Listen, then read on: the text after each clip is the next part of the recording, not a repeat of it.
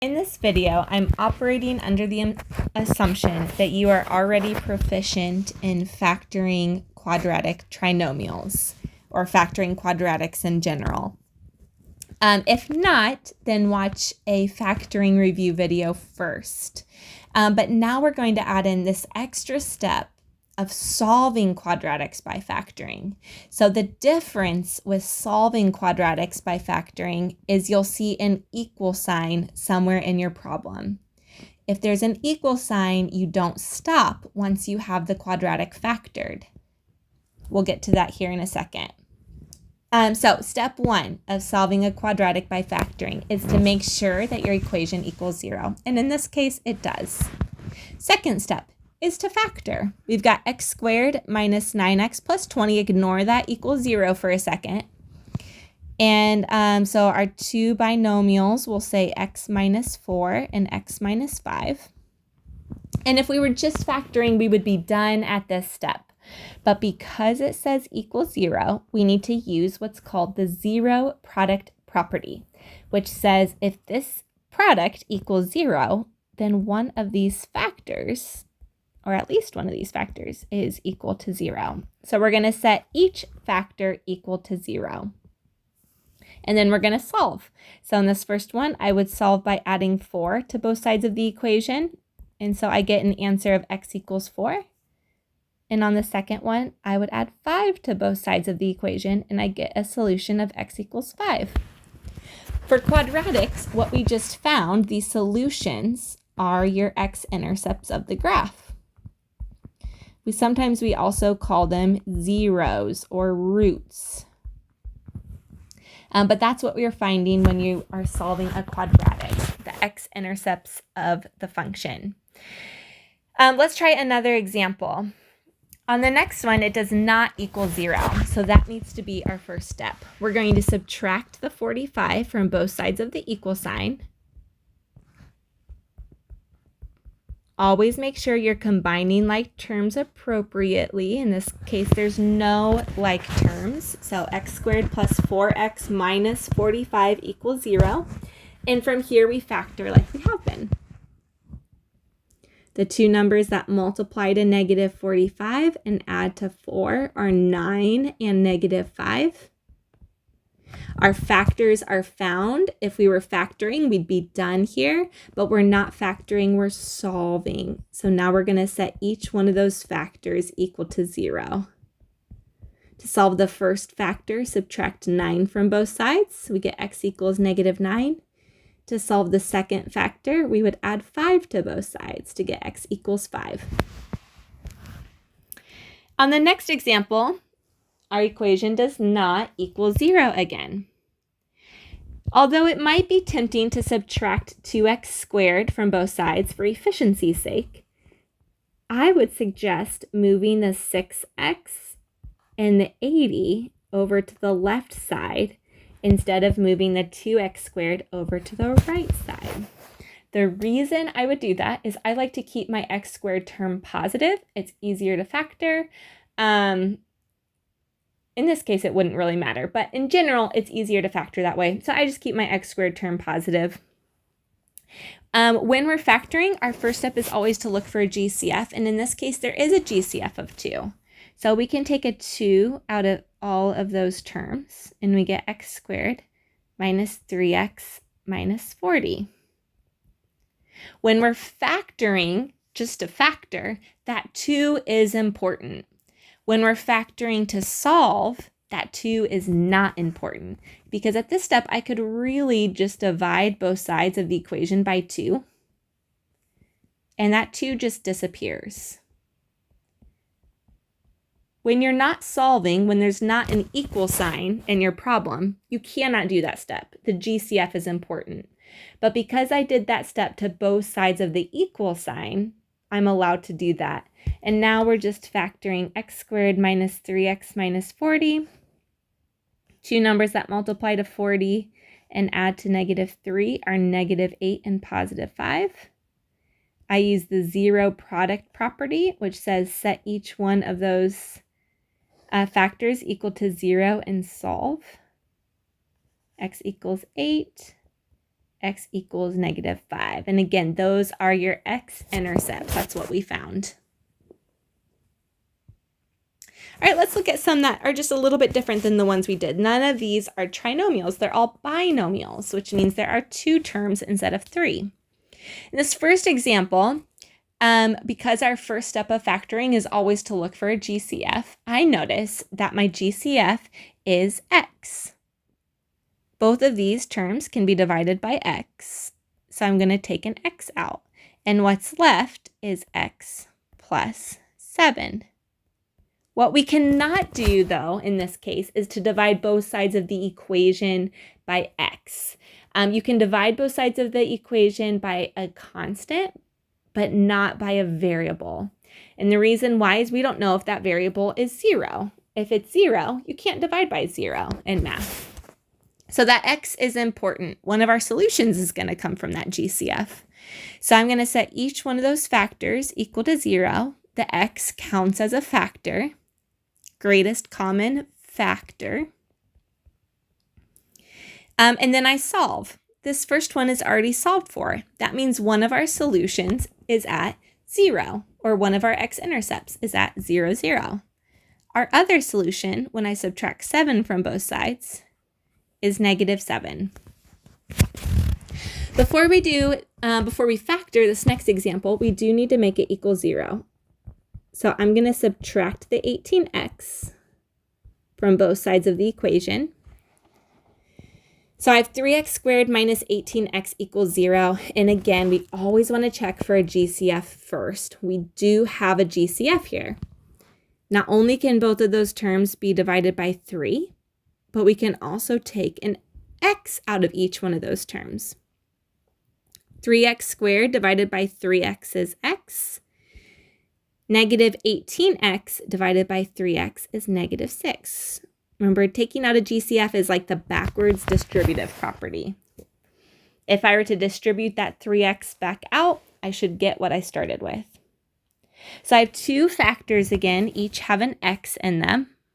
So I'm going to set them both equal to 0 and solve them both. In the first example, I can divide both sides of the equation by 3. To get 0 as a solution. So once again, 0 is one of our x-intercepts. And for the other factor, I add 6 to both sides to solve. And I get a solution of 6. So this parabola, this quadratic, has x-intercepts at 0 and 6. In our third example, we do not have a GCF. But I notice that this is a difference of squares. And to factor a difference of squares, I'm going to set up 2 factors that look the same, but one is positive and one is negative. X plus 5, x minus 5. That's how we factor a difference of squares problem.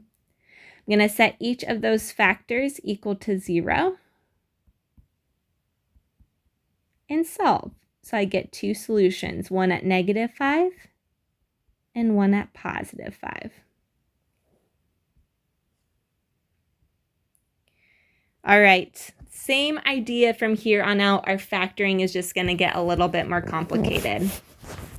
This next example, like I mentioned before, I would move the 11x and the 5 over to the left side instead of moving the 2x squared over, because I really like that leading coefficient to be positive. Not only is it easier to factor, but it just prevents a lot of silly mistakes with factoring with a negative leading coefficient. So let's keep that leading coefficient positive. There's no GCF. So my next step, I'm going to have to use the slip and slide method, which says I'm going to take 2 times 5 to get rid of that leading coefficient. I'm going to ignore the equal 0 here for a minute. I'm going to factor this trinomial like I normally would. 2 numbers that multiply to 10 and add to 11 are 10 and 1. And because I cheated by multiplying by 2, I'm going to undo that step by dividing by 2. So I have x plus 5. 10 divided by 2 is 5. And 1 divided by 2 is 1/2, but I can move that 2 up. so 2x plus 1. So if I were factoring, I would be done at this step, is completely factored. However, we are solving, there's an equal sign that I ignored for a while, but I need to keep going until I have solutions. X equals something. X equals something else. So I'm going to set each of these factors equal to 0. In my first factor, I'm going to subtract 5 from both sides to get negative 5. My second factor is going to require 2 steps. I'm going to subtract 1 from both sides, then divide both sides by 2 to isolate the x. So my second solution is negative 1/2. Before I can start in on this next one, I do need to subtract that 8x over. And when I rewrite it on the other side, I'm going to make sure I rewrite it in standard form, which means my x squared term comes first, then my x term, and then my constant. Always check for a GCF, but we don't have one in this case. So I'm going to slide that 3 over, and then I'm going to factor. 2 numbers that multiply to negative 3, add to negative 8 are negative 11 and positive 3. But we did cheat in the beginning by multiplying by that 3 to get rid of that leading coefficient, so I'm going to uncheat now. 11 divided by 3, that can't be reduced, so we get 3x minus 11. 3 divided by 3, that's just 1. My factoring is done. But because this was an equation, now I need to set these factors equal to 0 and solve them. When I solve them, I get 11/3 as one solution and negative 1 as my other solution.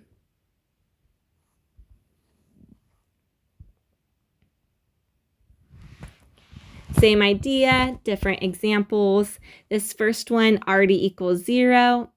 It's not a trinomial, it's a binomial, and if it's a binomial, check for difference of squares. After you check for a GCF, of course. There's no GCF in this case, but these are both perfect squares. So this can be factored into 2x plus 7 and 2x minus 7. And I'm going to set each of those factors equal to 0 and solve them.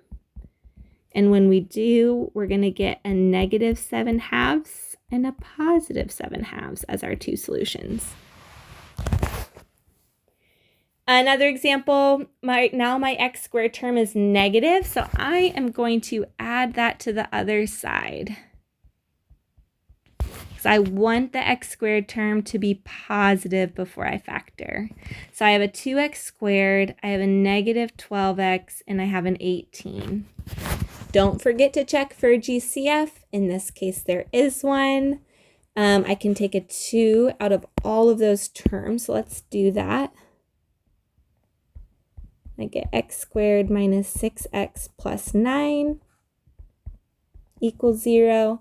And really, we can divide both sides by 2 and just completely ignore that GCF. If we were not solving, if there's no equal sign, that GCF can't just be ignored. All right, so this is our first time where when we factor, we get the same factor twice. So in other words, this could be rewritten as x minus 3 squared. When I go to set these factors equal to 0, it's the same factor written equal to 0 twice. So you're going to get the same solution twice. That just means there's only one real solution, and it's x equals 3.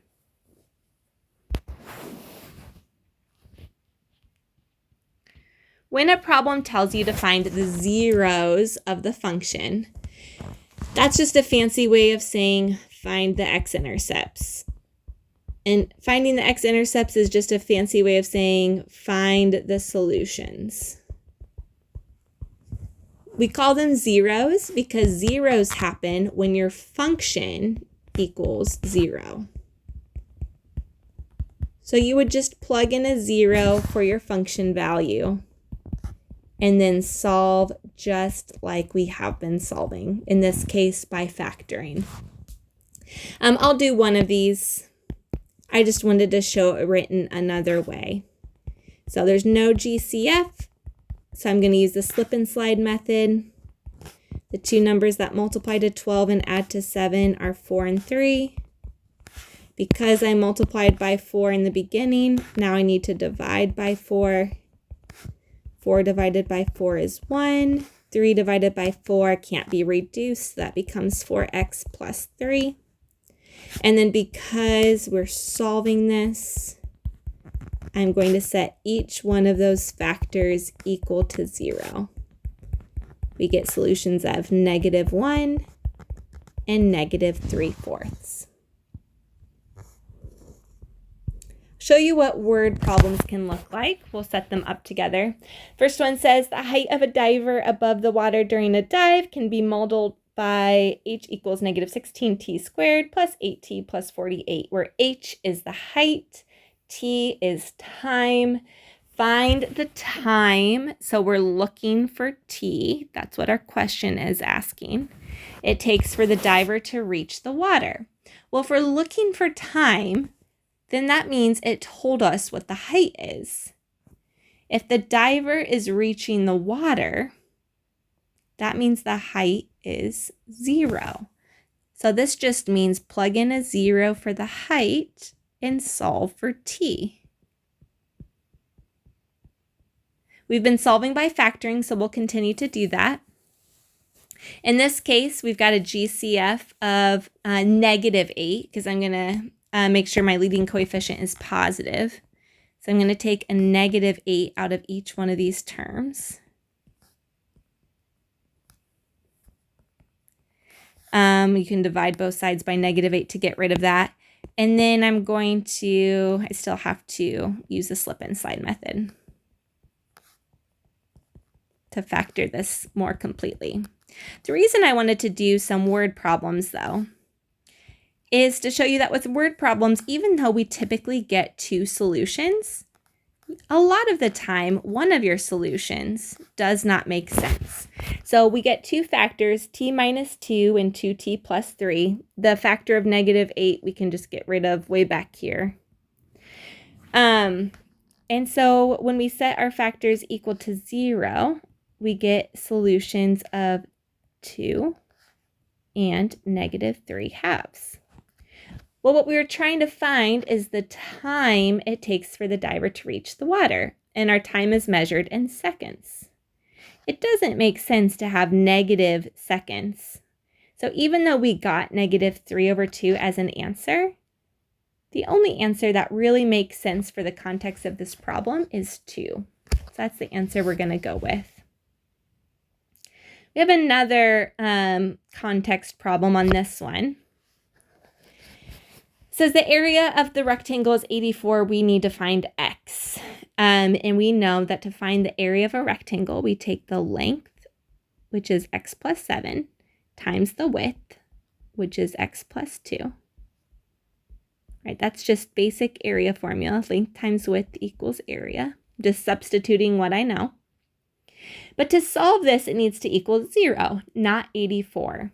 So I'm going to go ahead and distribute what we have over here.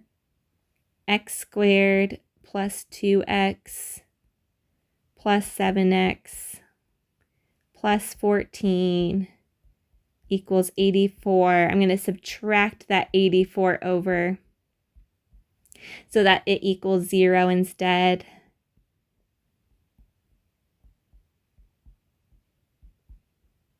All right, so I've got x squared plus 9x minus 70 equals 0. Luckily, I do not have to use the slip and slide method here. And I've got, oh no, not 14 and 5. That doesn't work. Yeah, 14 and 5 works. X plus 14, x minus 5. 14 and -5 multiply to -70, add to +9, and when we set each of those factors equal to 0, we get solutions of negative 14 and positive 5. That does not mean that one of the x's is negative 14 and the other x is 5. It means either both x's are negative 14 or both x's are 5.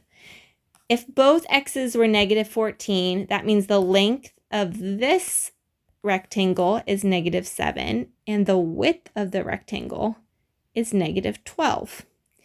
We can't have negative length and width. There's no such thing as negative distance.